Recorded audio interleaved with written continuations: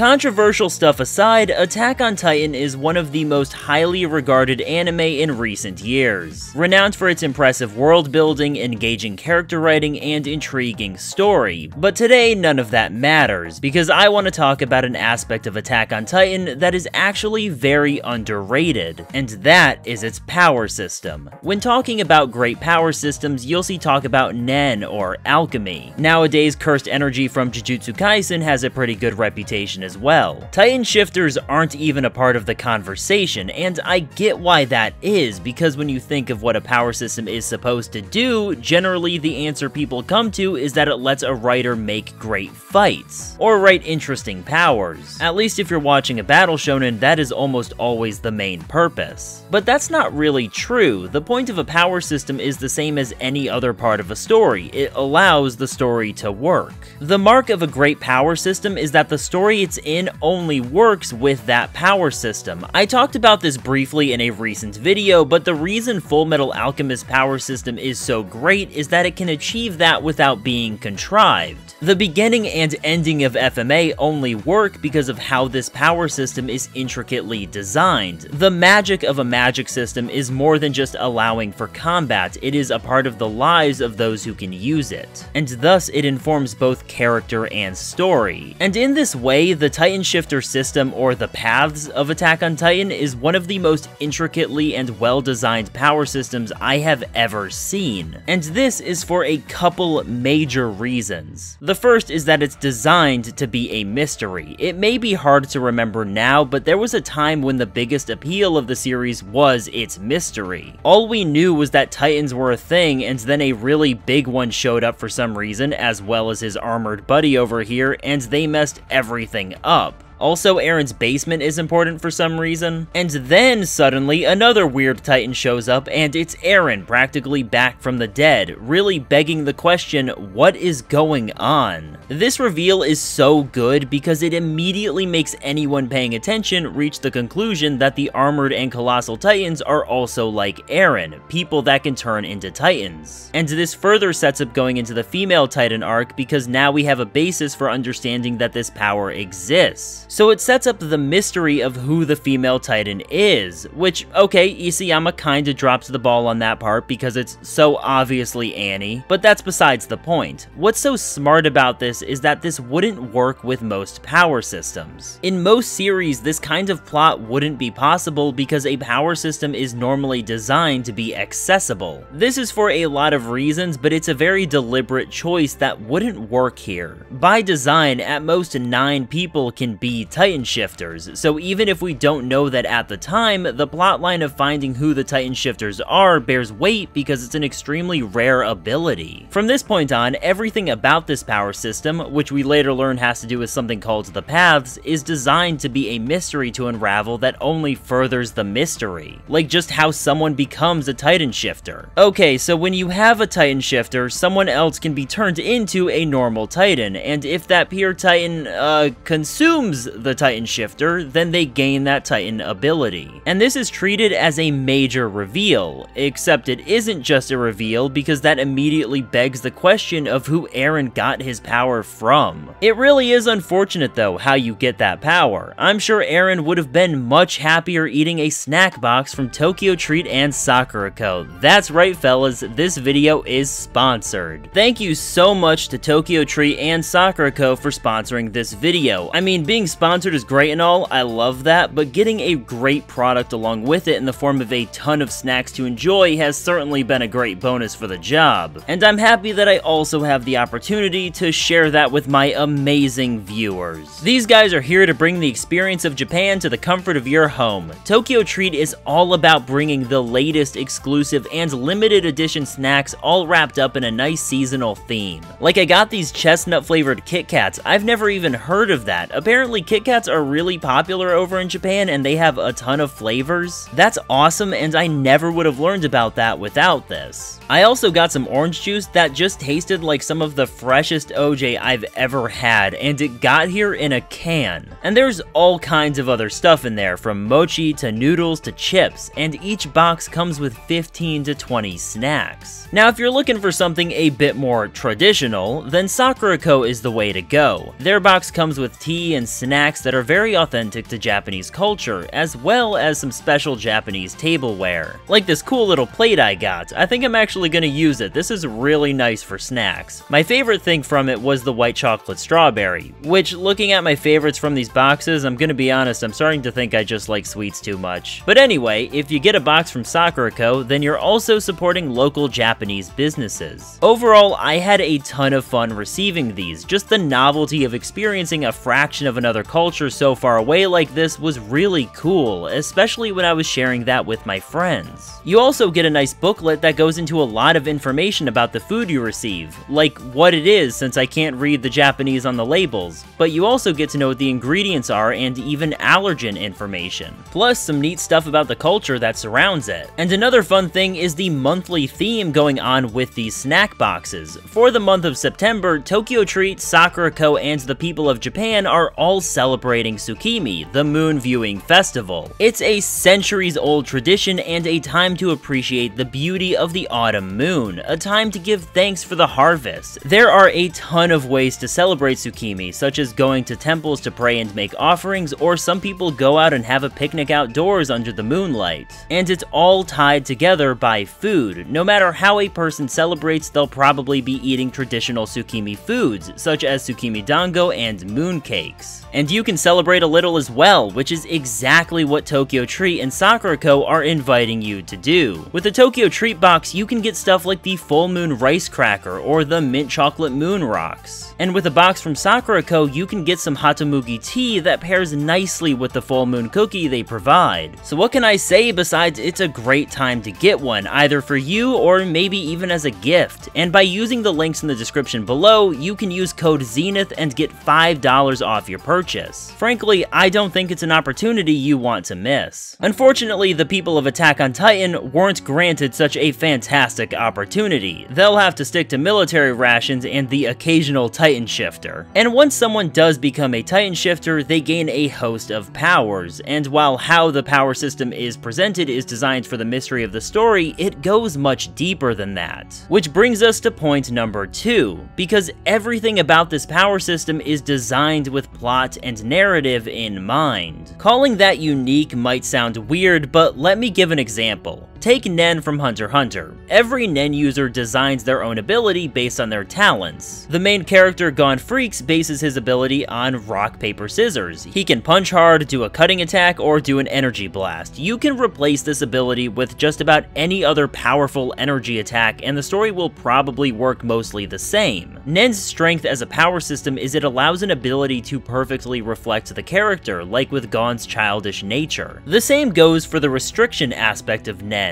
A Nen user can place some kind of restrictive condition on their power to make it stronger in some other way. This is used very effectively for the plot, but its grander purpose is building characters, showing what they are willing to sacrifice for their goals. The Titan Shifter system is the diametric opposite of that approach. Like, yes, the Armored Titan is a great fit for Reiner as a character, but that sort of thought process isn't at the core of its design philosophy. Like, let me ask you a question. Why does the Colossal Titan exist? Well, that's so Bertholdt has a means of busting down the walls, thus making the story of Attack on Titan even possible. The reason the paths work the way they do with memory transference is so that information that the characters need to move the story forward can be given to them. And this mindset culminates into the creation of the Attack Titan. The Attack Titan's ability to see future memories is insane and great for Eren's character writing, but it all builds towards this one moment. The reveal. Just the reveal of this power will likely go down in history as one of the best plot twists in all of anime. I mean, I remember when this chapter came out, people were speculating at the foreshadowing, going into the attention to detail. This ability is intricately designed specifically to make this moment happen. It doesn't really matter all that much in combat, it's all about moving the plot and characters forward into the next part of the story. Titan powers are pure plot devices, and I mean that in a totally positive way.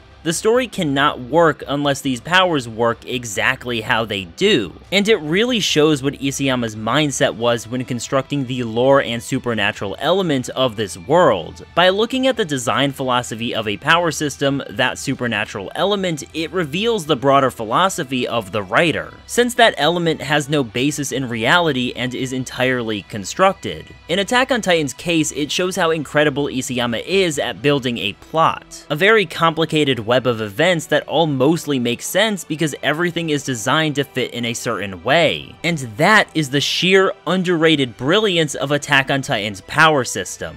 I don't know what Isayama was cooking with that whole consciousness transfer thing though, that was just kinda stupid. Anyway, that's the video. If you want more stuff like that, do be sure to like and subscribe and comment your thoughts as well. If you want to support the channel, you can also become a member, or you can make a purchase from Tokyo Treat and Sakura Co, who are sponsoring this video, using the links below. In the meantime, take care and have a good one.